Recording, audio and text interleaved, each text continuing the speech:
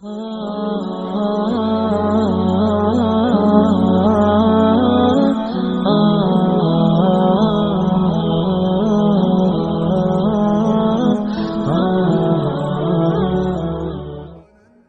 میں برکت کا ایک بہت بڑا ذریعہ شکر ہے۔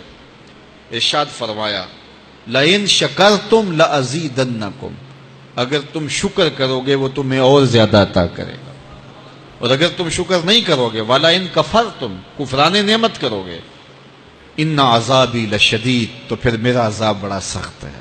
رزق کے اضافے کا ایک اور بہت بڑا سبب انفاق فی سبیل اللہ ہے۔ اللہ فرماتا ہے جو تم خرچ کرتے ہو تو جو چیز تم نے نکال دی اس کی جگہ اللہ تمہیں اور عطا کر دیتا ہے۔ بعض کا ہمارا یہ ہوتا ہے کہ کوئی آدمی مالی بحران میں آ گیا تو وہ کرتا کیا ہے کہ جو راہ خدا میں دینے کا کھاتا تھا پہلے اسے کلوز کرتا ہے، یہ فلاں مدرسے کو دیتے ہو یہ بھی بند کر دو، یہ مسجد کو دیتے ہو یہ بھی بند کر دو، یہ فلاں غریب کو دیتے ہو یہ بھی بند کرو، حالات ٹائٹ ہو گئے ہیں۔ لیکن 5 گاڑیاں ہیں تو 2 گاڑیوں پہ گزارا کر لیا جائے، پیٹرول بچے، یہ نہیں ہو سکتا۔ گھر کے لچھن وہی ہیں لیکن بند کہاں سے کیا؟ جہاں سے رزق آنا تھا۔ ہمیں تو یہ حکم دیا ہے جب رزق تنگ ہونے لگے صدقہ دے کے رب سے کاروبار کر لو، صدقے سے تمہارے رزق میں اضافہ ہوگا۔ یہ رب کا وعدہ ہے اور اللہ کے وعدے جھوٹے نہیں ہو سکتے۔ رزق کی برکت کا ایک اور بہت بڑا ذریعہ النکاح ہے۔ فرمایا اگر تم نکاح کرو گے، تم فقیر ہو وہ تمہیں غنی کر دے گا۔ لوگ کہتے ہیں بچہ پیروں پہ کھڑا ہو لے تو پھر نکاح کریں گے، اللہ کہتا ہے تم نکاح کرو ہم پیروں پہ کھڑا کر دیں گے۔ ہمارا فلسفہ اپنا ہے، اس کا حکم اپنا ہے۔ وہ کہتا ہے ابھی تو یہ اپنے لیے نہیں کماتا تو جو آئے گی اس کو کہاں سے کھلائے گا؟ میاں جس نے آنا ہے اس نے اپنا رزق لے کے آنا ہے۔ تو بچوں کی شادیاں کرو، اگر وہ جوان ہو گئے رزق نصیب ہوگا۔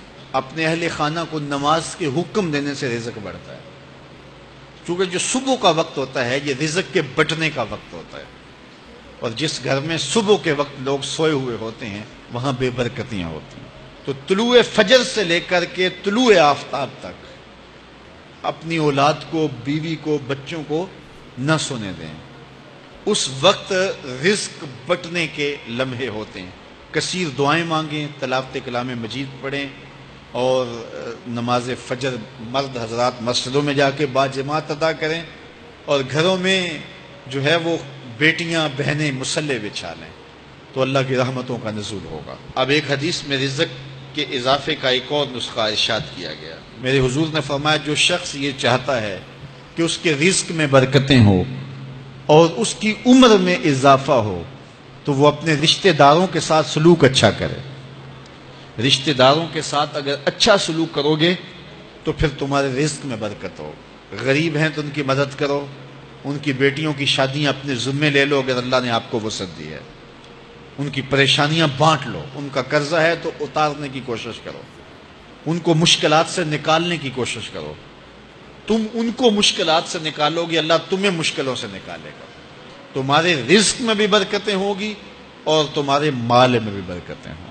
فرمایا بہتر صدقہ وہ ہے جو ناراض غریب رشتہ دار کو دیا جائے۔ اگر وہ پھنس گیا ہے، مجبور ہے، ناراض ہے، تو اس کو اگر دیں گے تمہارا نفس اس میں شامل نہیں ہوگا، تو یہ افضل صدقہ ہے جو ہر صورت میں قبول ہی قبول ہے۔ رزق کے اضافے کا ایک اور سبب الاحسان الی الضعفاء، جو کمزور لوگ ہیں ان کے ساتھ اس نے سلوک کرنا۔ الانفاق علی طلبۃ العلم، طالب علموں پہ خرچ کرنا، یہ بھی رزق میں اضافے کا سبب اور ذریعہ ہے۔ وہ حضرت بابا فرید نے کہا نا چھٹا رکن دین کا روٹی ہے۔ گھر میں کچھ نہ ہو تو پھر نہ نماز اور نہ ہی دیگر امور کی لذت آتی ہے، تو یہ رزق فراواں اور وسیع اور مبارک نصیب کر دے اللہ۔ تو اس کے لیے ایک اور وظیفہ میں دیتا ہوں، اور وہ یہ کہ مغرب کے بعد 21 مرتبہ سورۃ الکوثر پڑھ لیں، کثرت ہو جائے گی انشاءاللہ۔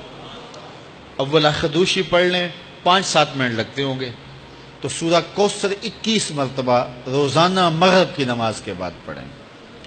اور اگر بہت زیادہ مسائل ہیں تو ہر نماز کے بعد پڑھ لیں، تو انشاءاللہ آپ دیکھیں گے کہ گھر میں برکتیں اترتی محسوس ہوں گی، انوار کا نزول ہوتے محسوس کریں گے۔ تو یہ وہ رزق کے اسباب ہیں، اگر ہم اختیار کر لیں تو ہم اللہ کی خاص رحمتوں کے حقدار ہوں گے۔ اللہ ہم سب کو رزق حلال، رزق وسیع، رزق سہل، رزق مبارک، رزق فراواں نصیب فرمائے۔